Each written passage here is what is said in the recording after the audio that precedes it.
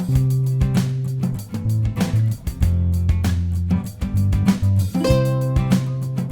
we have a great speaker, and I'm going to just introduce her right now to you. She encourages her clients to attend Carnivores Anonymous meetings for compassionate support while transitioning to veganism. Julie is a vegan entrepreneur who owns Eli Food, which provides plant-based products, recipes, and nutritional consulting for individuals, restaurants, and corporations. Julie's path is one of the wounded healer. It's a term that I love, because she really knows what it is to be wounded, so she knows how to help people, essentially. Born into a vegetarian family that practiced Ayurvedic medicine, she noticed adverse health effects when they moved to the United States and adopted the standard American diet, or SAD. After recovering from a fibroid and watching both of her previously healthy parents die of illnesses, she decided to take her diet, her life, and her family's health into her own hands. Now, Julie offers nutritional consulting and corporate wellness programs. She has a line of vegan, organic, gluten-free superfood products sold in many local stores. Transformation happened because she followed her heart and was patient with herself. Learn more about Eli Food at elifood.com. And here we have Julie. So thank you, Dr. Marilyn Kroplik, President of In Defense of Animals, for introducing the Carnivores Anonymous program. And now over to Julie Arti. Thank you so much, Marilyn. It meant so much coming from you. As I don't know if you guys know or not, Marilyn is a doctor by trade, so she knows both sides of the industry. You know, being a doctor and now being vegan.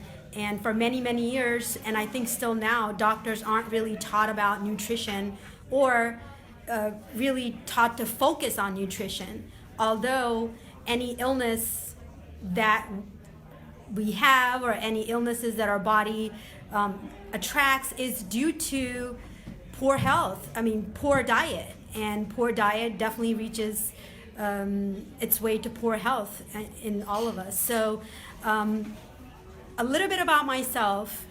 I was born a vegetarian, and I was a vegetarian until about 15, 16 years of my life. I was 15, and then all of a sudden here I am in high school in the United States. I was actually, let me back up a tiny bit. I was born in New Delhi, India, and both my parents were vegetarians. Our whole family was vegetarian. We're Indian vegetarians, so we do eat dairy. But it's a huge difference in the dairy that we ate and the dairy in the United States. We knew exactly where our milk came from. We made yogurt at home. So there was nothing in our food that we couldn't pinpoint where it was coming from or where it was bought, because we made everything. So it was a whole different life. So when I came to the United States, it was exciting because it was a whole brand new world and so many things to discover and so many things to eat. So I came here and I gained weight suddenly. Within the first 6 months, I gained quite a bit of weight. And at the time, nobody cared. Nobody, my family and my parents, they were just like, oh, this happens to everybody. It's just people, when they come to the United States, they just gain weight. Nobody knew why. Why did I just gain all this weight? And I was just like, oh, okay. So it was kind of like an accepted fact. But, my mom had big Ayurvedic background, and she practiced it. And, but as soon as they came here, basically kind of everything went out the window. And nobody was practicing anything. Everybody was too busy working. And, that's all we did is worked came home and we ate whatever we bought from the grocery store, and nobody read any labels, so we were just moving along. And I started eating meat because when I went to high school there was literally nothing to eat. I was shocked to see the food that we were fed in high school. I mean, I actually look forward to that frozen pizza that had like little weird shredded cheese on top. I mean, I don't know if anybody can relate to that or not. And it was not that great, but I looked forward to it because it was vegetarian. So at that point I had to make a choice. So I basically started eating burgers, which is kind of, I think, the worst thing that you can eat now that I know. So I started eating meat out of necessity. Then I thought everything was fine, but I wasn't at my optimum. I would work out and I just didn't feel right. And there were times, I went through some health issues earlier on. They weren't huge health issues, except the fact that I knew that there was something wrong with my diet or what. So I was visiting California and I fell in love with California. So 3 months after I was visiting, I moved out here. And I went to design school. And basically I stayed here because it was amazing. The food was different, the people were different, everything was different. It was like just the way of life was different. So I felt like I had found a whole new world, and I didn't have to confine myself to doing what everybody else was doing or eating what everybody else was eating. So it was more than just food. It was, it was food, and it was frame of mind, and it was everything that's around you basically builds who you are, and it creates your character and creates your diet and all the rest of it. So I started looking into different diets and different, just basically different diets. And I met a friend who was a physicist, and I was like, I really don't like eating all this meat. And at the time, I was a fashion designer. After design school, I had started my own clothing line. So I was going up and down the coast, and I used to go right by that feed on Highway 5. If anybody's gone by there, I'm sure you know exactly what I'm talking about. And it's the worst thing that. It's the worst smell and the worst feeling. It's the worst thing that you can drive by. And I was driving by it, like I would say twice a month, at least once a month, because I was doing shows and up and down the coast. So it really turned me off. I really started looking at, what am I doing? Why am I doing this? Why am I eating this? So I consulted a friend, because there was times where I had stopped completely, like cold turkey, and every month I would get this complete desire, like I couldn't stop but to have a burger. I had to have a burger, or I had to eat some kind of meat. And eggs, at the time, I was a firm believer that eggs aren't meat. Of course they are. Eggs not meat. Oh, eating fish is okay. But so today, now I know better, right? So he basically, showed me a way where I could overcome that addiction of wanting to eat a burger, which is by supplementing with herbs. So, he introduced me to all these different herbs where I could supplement that deficiency, if you want to call it that. It was more of an addiction rather than a deficiency. So I did that. So I basically stopped eating meat. And but I was still traveling. Across the country with my line. So it was interesting how easy it was to be whatever you wanted to be, or to eat whatever you wanted to eat in metropolitan Los Angeles. But you go to New York City and you're back to base one again, right? This is going back to the 1990s, and I hadn't been back. I grew up on the East Coast in Boston area, and I hadn't been back to the East Coast And every time I would go traveling, it would be a big situation because I would have nothing to eat. So then I resorted to eating fish. I was like, okay, well, if I eat fish, it's not as bad. So then for many, many years, that's what I did.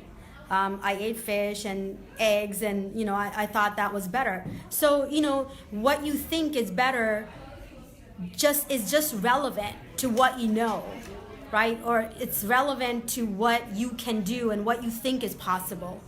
Then another turning point came in my life where I went through some really difficult times. I was pregnant with my daughter, and I was treated with a fibroid, and the fibroid was as big as a grapefruit. And at the time, there was nothing that could be done about it. So then it really made me look at myself again. I was like, well, why am I having this, and why, how did this happen? And so it started, I started looking at myself and what was going on with me mentally and physically and exercise wise and food wise and every single way. It just really gave me that wake up call yet one more time. So after my daughter was born, a couple of years later, I basically went through a surgery which got rid of the fibroid. At first they were thinking that they should just wait until a certain age so that the fibroid shrinks, but then and they were also thinking that there was nothing, it wasn't doing anything, that everything was fine, it wasn't affecting me in any way, shape, or form. But then once they finally did an MRI, they realized that it was squishing all my organs because I was completely drained of energy. I had no energy, so then I had to go through this operation. Now after that, basically my dad passed away, and it was a sudden heart attack. It was something that just happened very quickly. It was not expected, but when you think about what's expected and what's sudden, he had gone through a heart surgery. He wasn't watching his diet. He was overweight, and he wasn't exercising even after bypass surgery. So everything has its price. So basically he passed away, which was hugely tragic because I was very, very close to my dad. And then a year and a half later after that, my mom passed away. Now, prior to her passing away, she had been sick for many, many years. And all the medication that she was on, her medication was actually making her sick. So I read everything, every medication, all the side effects of all her medications, and every medication, the side effect of those was that they were creating another sickness in her body. So that really hit it home for me. My mom passing away really made me question every single thing. So I got a trainer. I was training 4 times a week, and yet again, I'm still eating fish, so I'm still on the whole fish ride. And my trainer, basically, she would enforce that. She would tell me, like, look, you can't train like this unless you have enough protein. The whole protein talk is very interesting to me because it's not true. It's not true that you need as much protein as they think that you need. And protein needs to come from sources that also that are whole sources. Protein doesn't always have to come from meat. Protein is in everything, all minerals, and there's all kinds of nutrition and all kinds of food and plant-based food. So I bought into that. I continued to buy into it, but part of me always knew that wasn't really the truth, because I always kept on going back to my early life, and I kept on thinking that for the first 16 years of my life, I had no meat, and I'm extremely healthy. I work out all the time, and there's nothing wrong with me. So why is it that I need to eat meat for any kind of reason whatsoever? So one thing that my trainer did do, though, that she literally drilled it into my head as to how to read labels. And she really taught me, she taught me how to eat, how to balance my diet, how to read every single label, ingredients, and which is a huge myth. People could always go to percentages when they read a label, and that's what they want us to do. They, meaning the food industry, they want us to be confused, right? So the way to read a label is to go straight to the ingredient, and ingredient lists are listed in the order of most to the least. So the most amount of whatever ingredient that's in your food is listed first, or it's supposed to be listed first. So that's where you know what you're eating. So that was an amazing thing that she did for me, and I'm obviously very thankful the fact that I know how to do that now. But I had to quit. I had to quit her nonetheless, right? I'm forever thankful, but I had to go. I had to go because I was, the relationship wasn't moving forward, and I wasn't fully convinced that I had to continue to be on the meat diet, on the meat ride, I call it. So then I decided that, you know what? I'm going to do this myself. I'm not going to listen to anybody. So I started basically reading books, reading different athletes and what they eat, and basically, so this book I really love, and it changed my life, and I'm forever thankful for it, is the Thrive Diet. Brandon Brazier is a champion in many different ways. I mean, he's obviously a champion. He was the very first triathlon winner as a vegan, and this book is just phenomenal if you can get your hands on it. It gives you recipes, it gives you explanation for every single thing and all the ingredients. So I decided, okay, if he can do it, I can do it, right? So there's no difference between him or me. I can do this on my own. I don't need, that's just kind of like my personality. Once I get something in my head, it kind of stays in my head. So this thing had been in my head for years and years and years of my life. So now I was ready. So even though I was ready, I was still being patient with myself and giving myself time and a break and being gentle to myself, because what I don't know, I don't know until I know it, right? So, and that's the mentality that kept me moving forward, that I don't know what I don't know, and I had to find out what I don't know. So, I researched into this other book. It was the 4-hour diet. Now, when I kept on reading all these different books and information, so the thing that I wanted to find out was, what could I stick to the longest, right? So what is in this book that I can say to myself, okay, I can follow this for a long, long time. Or forever in my life, or I can follow some kind of version of this until forever, right? So I kept on coming back to the Thrive book, and now I'm a vegan, and I've been a vegan. Now the journey has taught me so much, and where I am today is not an overnight thing. It's not that, oh, one day I decided to do this and now this is where I am. I feel that every experience that I've had in my life has contributed for me being here today and for me knowing what I know today. So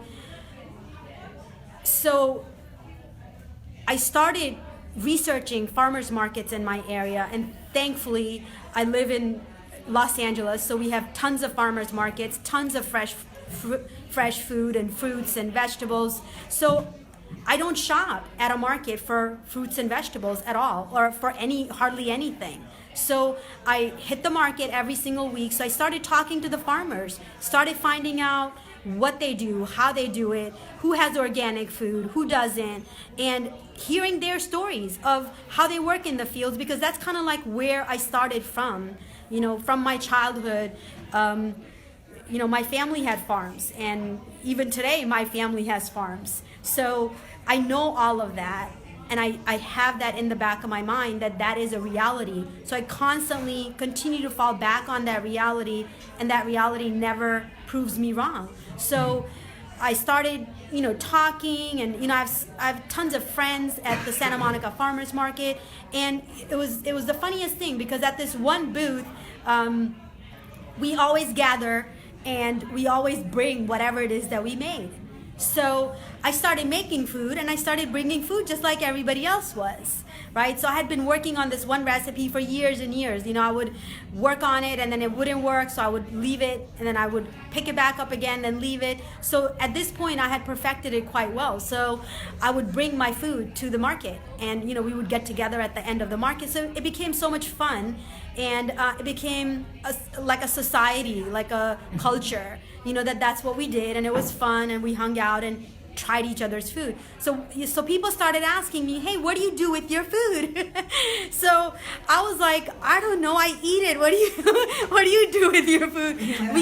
We can't hold our food in our house because I'm the only one that's cooking, and we have 3 mouths, and we eat it before I can make it. So I make it and we eat. And they're like, well, have you ever thought about selling your stuff? And I'm like, well, no, but now that you say that, okay, I can think about it, right? Now that you put it in my head. So I was like, wow, that's really a good idea. And I thought to myself that what a great way to help other people. So people come up to me, they'll bring their recipes, they'll ask me for this and they'll ask me for that. But I just thought that it would be such a great service to put out products where I feel that if I was to go into a market and I saw this product, that I would be able to pick it up and eat it, and that's the product that I want to put out in the market. So then we got to a whole nother level of getting products to the market, and what kind of products, and shelf life, and this and that, which was a whole another world to me. But I'm sticking to my roots. So I figured out that, different ways of packaging the product and getting it to the markets, and, making sure that there's no need to compromise on the quality of the food. So why is it that we have shelves and shelves and shelves full of food in the markets, and all of them have compromised the quality? So that's a question that we should ask ourselves, right? And another question that I always ask, and my 9-year-old daughter, I always ask her, did you read the ingredients? So we go to the market whenever we do go. I always ask her, did you read the ingredients? And that's my number one question to myself. Did I read the ingredients of what's in this food?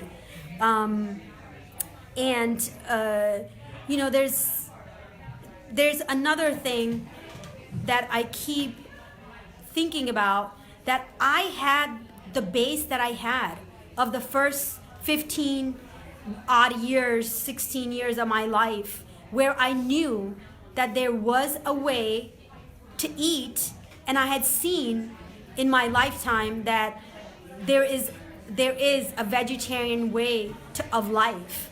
And there's so many people that don't see that. There's so many people that don't have that reference.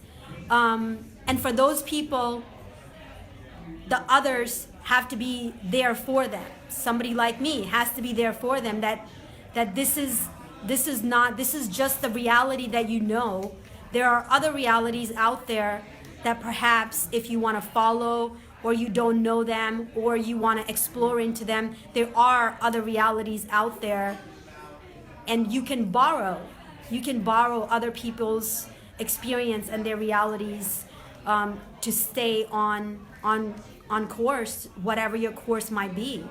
And that's my story.